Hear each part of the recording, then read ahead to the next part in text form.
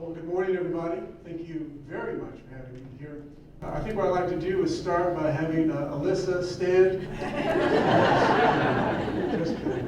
Now, I do want to thank the mayor and her entire team for putting on this event. It really is wonderful. What I think I would like to do today is put Highland Park in context of the state economy, at least from an economic development perspective. I think the first thing that I want you to appreciate, which is always a good place to start, is our economy is big. We're the 5th largest economy in the country, and we are one of the top 20 economies on the planet. If we were a country in and of ourselves, the country of Illinois, we'd be just bigger than Saudi Arabia, fighting it out with the Swiss, with their big banking sector, for the number 18 or 19 spot in the world. It's a big economy.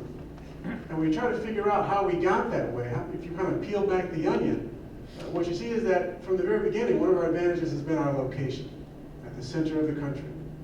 That has forced us to develop a wonderful advantage, which is our logistical ability. So when you think about first the agricultural sector that was here, and it is here, they started because of our ability to get product up and out, which is why you still have food companies like ADM, Kraft Foods, McDonald's, all based in Illinois. And even today, half of all the rail freight in the country moves through our state. This is one of the largest hubs in the world. We are actually 5th right now. The top 4 are all in the China area, including Hong Kong and Taiwan. So that helped build our agricultural sector, and also is what drew a lot of the manufacturers into Illinois. It's no accident that John Deere and Caterpillar set up here, that international manufacturers like Komatsu have come and set up here, because again, you can get your product up and out.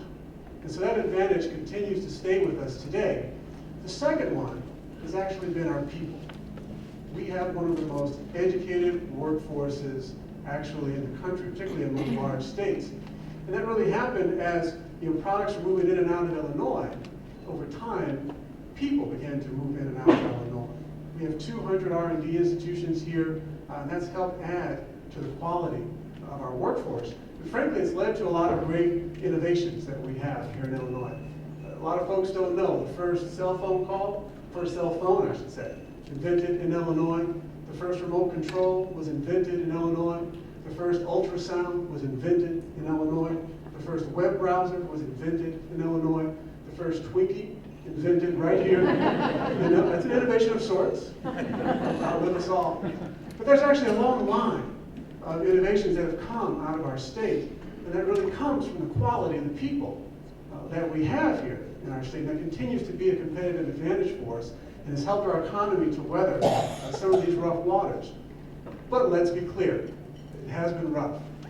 We've been running into some choppy waters lately, and I want to talk about a couple of the problems in particular. The first one is the pensions that we're dealing with on the state level. Now, this being Highland Park, I'm guessing most of you already know the issues on the pension. But for the 5% who don't, the problem is simply this. Our pensions have gone unfunded or underfunded for so long that they're threatening to take over the entire budget. By 2020, 40% of our budget will have to go to paying for those pensions, which means that if you are for tax cuts or if you're for increased educational funding, those have to compete with paying down that debt. So it is a mathematical necessity that we address this issue. However you think it should be addressed, make sure that your representatives know that this has to happen. We keep hearing that we're right up on the edge of it, and then something pushes it back. It has to get taken care of. So in the short term, that's an immediate issue that we really do need to tackle. In the long term, as a state, we're not producing jobs as fast as we would like. And this is actually a long-term trend that we've seen over the last 20 years. And so I want to break this into 2 categories. One, we can say our ability to bring jobs into the state, and 2 is to actually grow jobs from businesses that are already in the state. So let's talk about each of those. In terms of bringing jobs into the state, well, let me survey the room. How many people think that we actually brought in more jobs into the state than went out? Raise your hand. I got 2 people. They're shy about raising their hand, but they're right. We actually brought in 1,400 net new jobs into Illinois in 2012. This is according to a report that just came out yesterday. The Illinois Innovation Index, Dun & Bradstreet, backs it up. Think about it, 1,400 jobs against our workforce base of 6 million. It's not a big number. And actually, when we look back over the last 20 years, what we find is that, on average, we lose about 2% of our jobs to companies that move out of state, and we pick up about 2% of our jobs from companies that move into state. What that says to me is that the real action, the real opportunity, is with businesses who are already here, the 96% who aren't coming or going.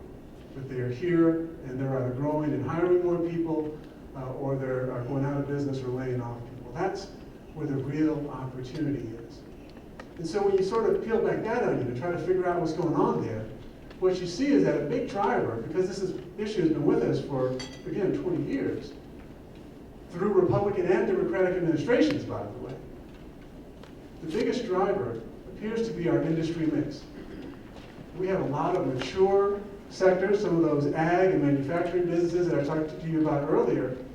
Not all of them are growing at a fast pace anymore. A lot of them have matured. So they still employ a tremendous amount of people, and so they're crucial to our economy. But they're not growing at the same pace that they used to. Whereas the life sciences sector, which is right here in Lake County, is growing like gangbusters.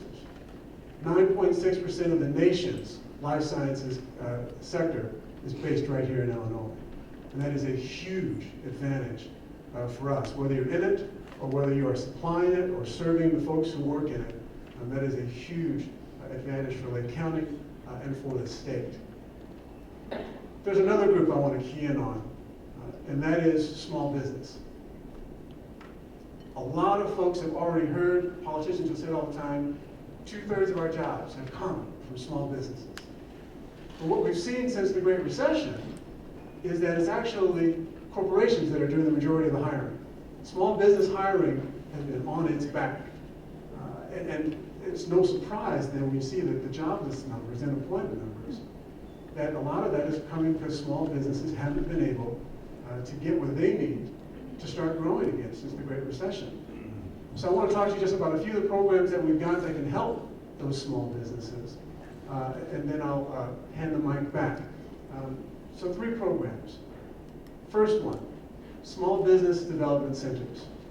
I don't know how many folks have heard of these, but we have these centers, SBDCs we call them for short, spread out across the state.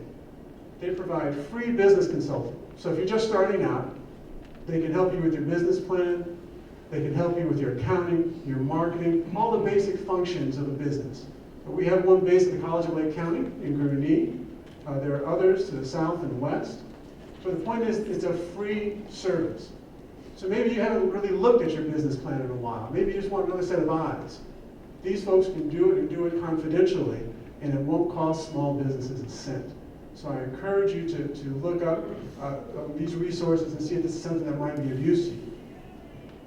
Second, maybe your business is more established and you're fine in that department, but you're having trouble getting access to capital. And this is a common issue that I hear from small businesses when I talk to them. So we have the Advantage Illinois program, which is a $78 million fund that we use to team up with banks to make loans. So let me give you an example. It's often the easiest way to see how it works. Let's say you need to borrow $500,000 to expand your business. Bank says, we'll give you $400,000. We think that's all you'll merit based on our risk appetite. We can come in with the additional $100,000, take on a portion of the loan. We subordinate our money to theirs, and our money comes directly from the U.S. Treasury, so there's no interest rate on it. So you get a blended rate. That means you get a lower interest rate than what the bank would give you anyway. Bank's happy because they're able to lay off some of that risk. We've so far in this program obligated $45 million, matched to the bank's $250 million to go exclusively to small business. Over 100 banks have signed up. First Bank of Highland Park is participating. I don't know if they're in the room. There you go.